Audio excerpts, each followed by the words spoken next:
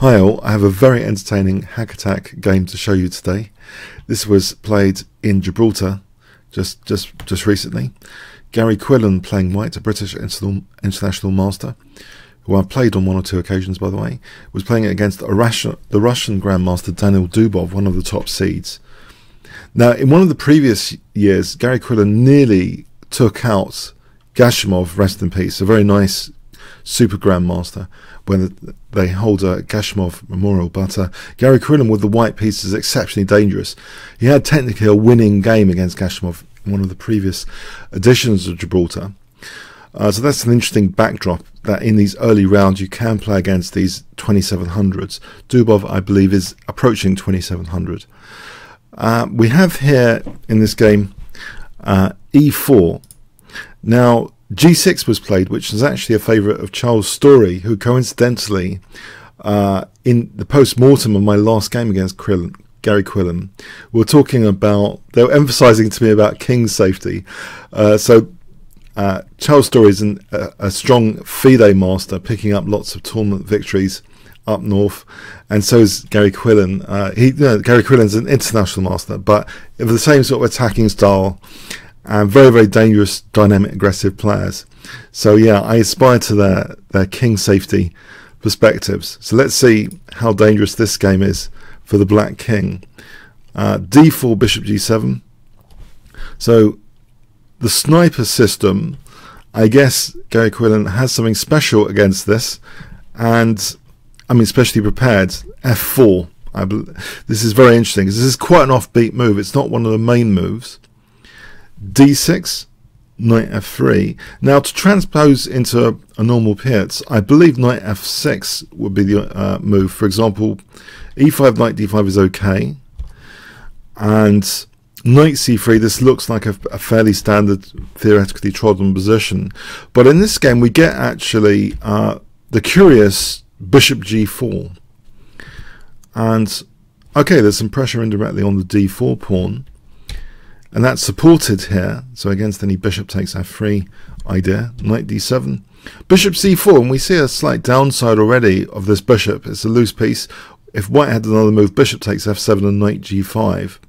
That also makes, by the way, the natural move knight f6 too dangerous here. Knight gf6 is too dangerous for that same tactic. For example, like this, we have bang, bishop takes f7, and knight g5 check would pick up that bishop.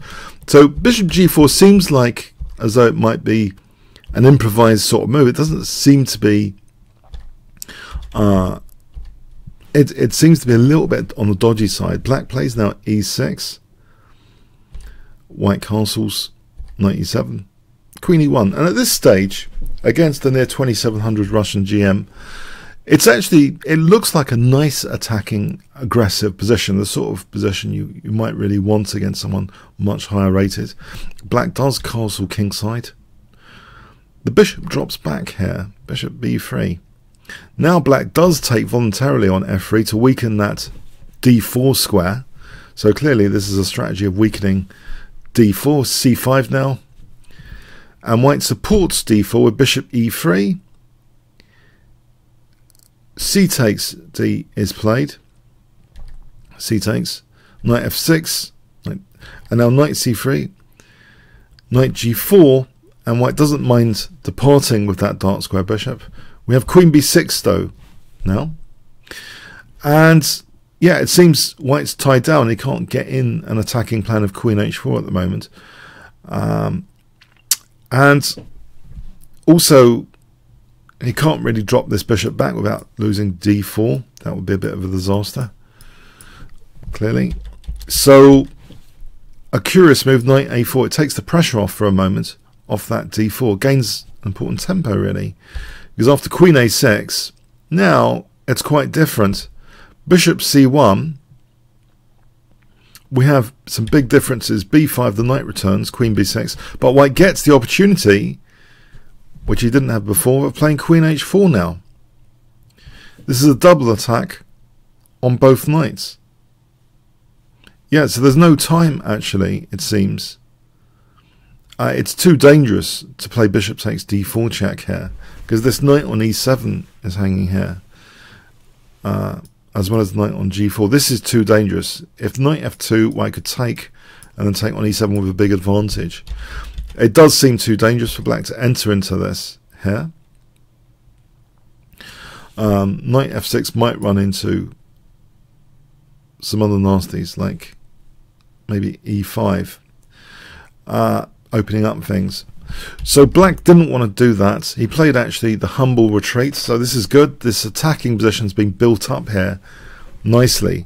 Now the queen is parked on a really nice aggressive classic attacking square, and we have g4, incredible move g4, because there's no fun in rook h3. There's a fun killer cold shower move h5. If we have this position, where is white's attack? The good attacking player must consider the fun killing moves and try and remove the fun killing moves, otherwise there'll be no fun. So let's see. So g4 takes away this h5 opportunity, or makes it it discourages it severely. If h5 is played here, white could take, and again we're back to queen takes e7 anyway. Otherwise it's nasty to have the g file stripped open. Clearly things like rook g3. So h5 is being put off, queen b7. So it's a really aggressive looking position. Look at these pawns. Rook h3. Crude but really, really dangerous. Crude and effective. Black plays h5 here. If white has a move, I believe g5 would be played, and then it just looks exceptionally dangerous, or even f5 and then g5. There's multiple attacking opportunities. Maybe just simply f5 and bishop h6 as well. So h5 is played. Black might have been quite concerned at this stage. G takes h5, knight takes, and now a really great move. I wonder if you can guess it. If I give you 5 seconds to pause the video. Maybe Dubov thought he was going to defend this position. It depends really how white can continue the attack here. White to play. What would you play? Okay, a wonderful idea, f5. It actually reignites this very dangerous pin on the f7 pawn. After e takes, this pawn is now evident. So white's sacrificing a pawn. Knight takes f5 with tempo, but now queen g5. And there's multiple ideas. Queen takes g6 is on, even with that pin pawn. Or rook takes h5 just to win both knights for the rook. So this is a very tricky position indeed. So bishop f6, we have queen takes g6. Check. So just this position, this pawn sack, incredibly dangerous stuff. We have knight e7.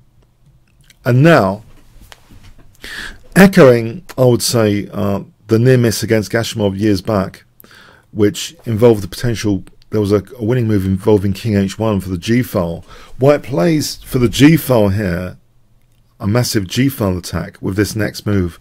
What would you play with white if you're a mad hacker attacking player?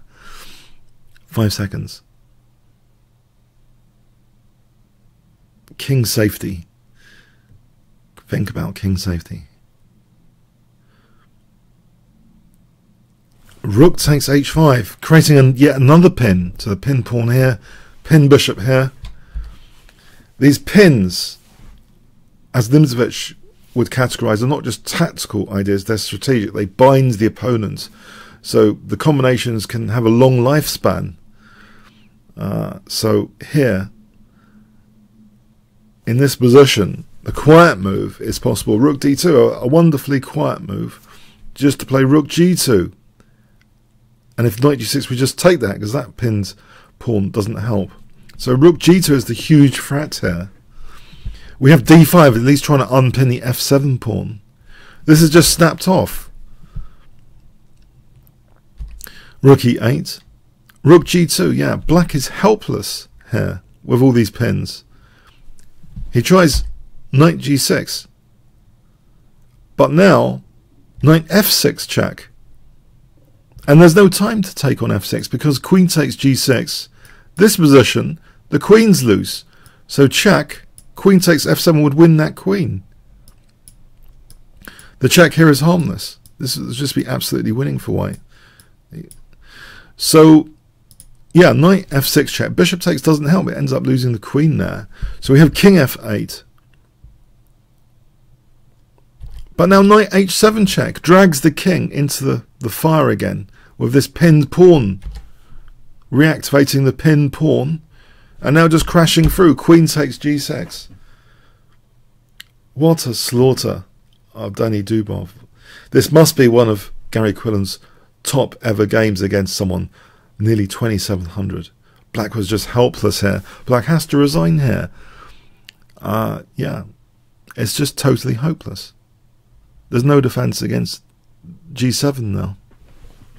What a crush.